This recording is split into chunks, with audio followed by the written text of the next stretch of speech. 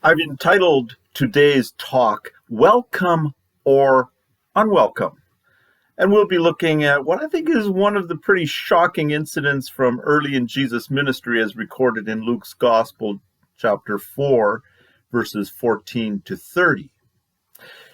All of us know what it is to be made to feel welcome or unwelcome. It's the difference between walking into a room full of people and being ignored, or worse, being given disapproving looks, contrasted with the feeling we get when we are greeted with warm enthusiasm.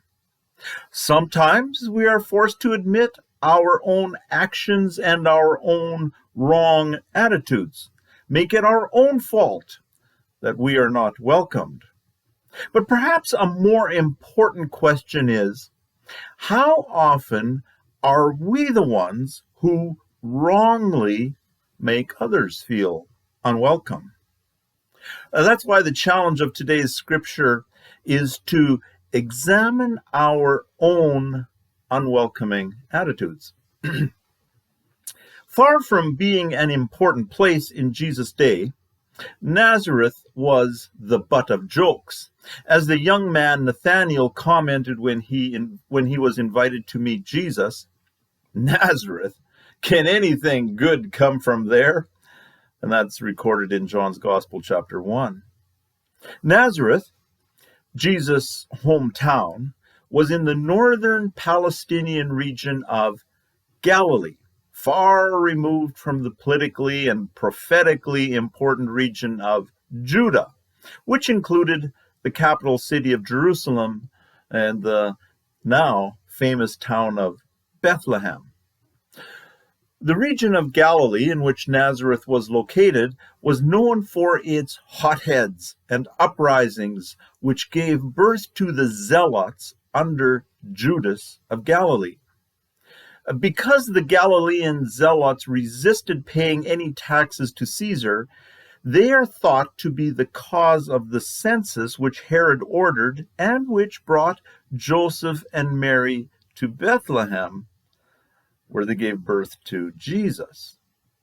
Even within Galilee, Nazareth was a lesser inland community overshadowed by the more important lakeside city of Capernaum, which had the fortune of benefiting from fishing business and which was the hub of local activity. Those kinds of differences create rivalries between neighboring communities, which played a role in what was about to happen. With those dynamics in place, it's no wonder that Jesus brought a level of expectant excitement to Nazareth that it hadn't previously experienced. Being a small town of probably at that time only a few hundred people, all its residents would have known Jesus, the son of Joseph the carpenter, for his whole life. Jesus was, they like to point out, the illegitimate son of Joseph and Mary. But since Jesus was a nice guy instead of a troublemaking zealot, they had basically ignored him until they heard that he was performing miracles over in their rival community of Capernaum. To their surprise, a young man to whom locals had paid little attention was becoming a celebrity outside their community. As was bound to happen when a local young man attained a substantial level of fame, Jesus' hometown suddenly discovered a desire to claim him as their own. If Jesus were performing miracles in neighboring towns, surely his hometown deserved its share of the action. Inevitably, the people of Nazareth developed an entitled attitude toward Jesus that anticipated being a central part to Jesus' new movement. The mistake they made was to think that in wanting to claim him, they were being welcoming. We can be sure that when he returned home to Nazareth, The local synagogue enjoyed a record attendance. Probably because of Jesus' growing reputation, the local leader of the synagogue invited him to read the scriptures. That's the way it was. Prominent men who were in good standing were invited to read the scriptures and to comment on them. Never had the people of Nazareth listened more attentively to the scripture reading, and never had the reading carried such impact. The words of the prophet Isaiah came alive through Jesus' reading, and the people gained the sense that the 700-year-old words were fresh and had been written for that very moment. This is what happened according to Luke 4:14-22, where it says, Jesus returned to Galilee in the power of the Spirit, and news about him spread through the whole countryside. He was teaching in their synagogues, and everyone praised him. He went to Nazareth, where he had been brought up, and on the Sabbath day he went into the synagogue, as was his custom. He stood up to read, and the scroll of the prophet Isaiah was handed to him. Unrolling it, he found the place where it is written, "The Spirit of the Lord is on me, because he has anointed me to proclaim good news to the poor. He has sent me to proclaim freedom for the prisoners and recovery of sight for the blind, to set the oppressed free, to proclaim the year of the Lord's favor." Then he rolled up the scroll, gave it back to the attendant, and sat down. The eyes of everyone in the synagogue were fastened on him. He began by saying to them, "Today this scripture is fulfilled in your hearing." All spoke well of him and were amazed at the gracious words that came from his lips. "Isn't this Joseph's son?" they asked. Now, to this point in the episode, we sense the positive reaction of the people, and the room fairly crackled with the electricity of expectation. Surely they were about to witness some spectacular miracles. Isaiah's prophecy talked about recovery of sight for the blind, and Jesus had ended the reading with saying that he was the fulfillment of the prophecy. No longer would Nazareth be the butt of jokes. Their hearts leapt in the anticipation that they had just won the theological lottery. More importantly, they thought they were ready to fully welcome Jesus as the fulfillment of prophecy. What we cannot afford to miss about the people of Nazareth is that they were no different from anyone else or we ourselves. Whenever they thought of the possibility of God's miraculous goodness, they could only measure God's goodness by placing themselves within the center of God's working. Our human sense of personal entitlement wants to measure God's goodness by how we personally experience it. It's how we are inclined to welcome or to not welcome God's intervention in our lives.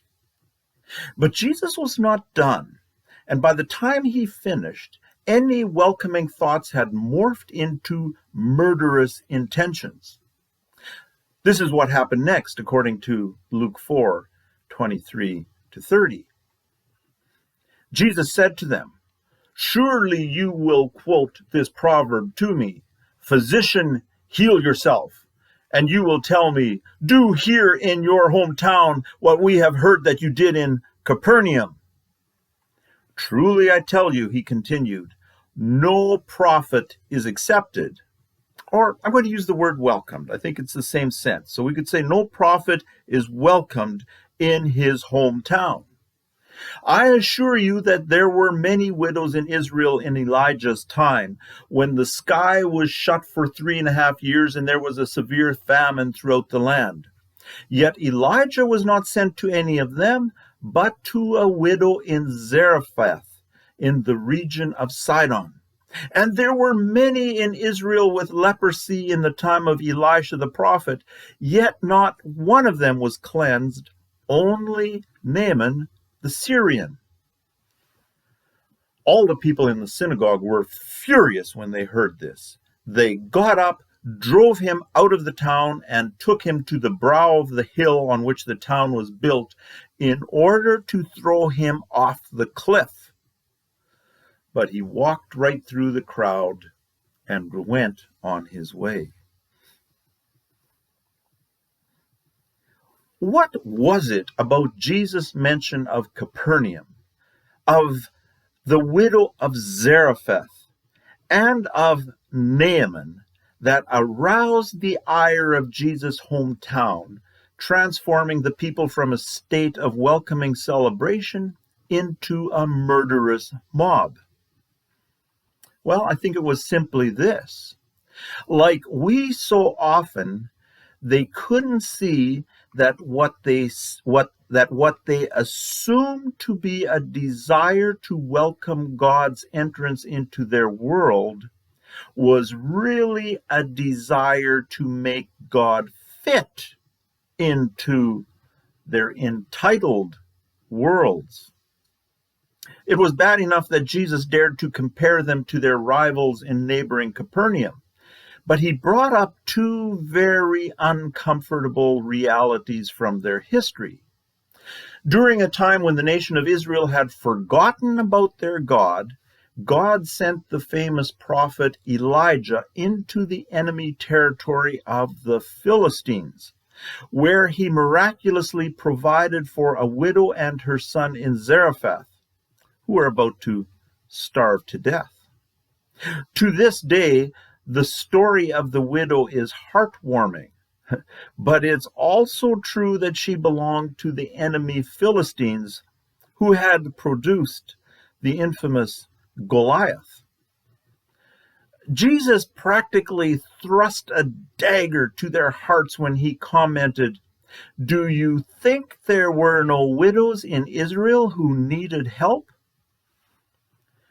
Elisha was another famous prophet who performed miracles like restoring life to a widow's son, and who whimsically caused a valuable lost iron axe head to float to the surface of the river so it could be retrieved. Like Elijah, one of Elisha's most famous miracles was reserved for a major enemy of Israel, and you can find that in 2 Kings chapter 5. Naaman was the commander of the armies of Aram of Syria, which had not only invaded Israel, but had despicably kidnapped young girls. When Naaman got leprosy, an Israelite girl whom he had kidnapped told him about Elisha, with the result that Elisha healed Naaman, Israel's enemy, by having him wash himself 7 times in the muddy Jordan River. As Jesus stated, there were many in Israel with leprosy in the time of Elisha the prophet, yet not one of them was cleansed, only Naaman the Syrian. Even though lepers and widows represented the most needy of oppressed people to whom Jesus preached good news, the people of Nazareth had completely missed the message of God's intent. We cannot claim to welcome God's entrance into our own lives until we welcome the people whom God welcomes. Anything less represents a desire to have God fit into our own entitled world. The people of Nazareth felt entitled to claim Jesus as their own ticket to welcoming God's safe entrance into their lives. But Jesus was never safe for entitled people. Welcoming God into our life will inevitably be an intrusion because it demands welcoming the inclusion of the people God welcomes. Welcoming the people God welcomes is often not easy. Welcoming the people God welcomes can be excruciatingly difficult because, like the Philistines and Syrians of Israel's history, The people God welcomes are sometimes those we look on with suspicion because of because of their ethnicity, or because of their past, or maybe because of their lifestyle. The question for us isn't as different as it was for the people of Nazareth. Will we learn to welcome those of whom we disapprove, but whom God welcomes? Or will we refuse, thus pushing our own welcome of God's activity off a cliff?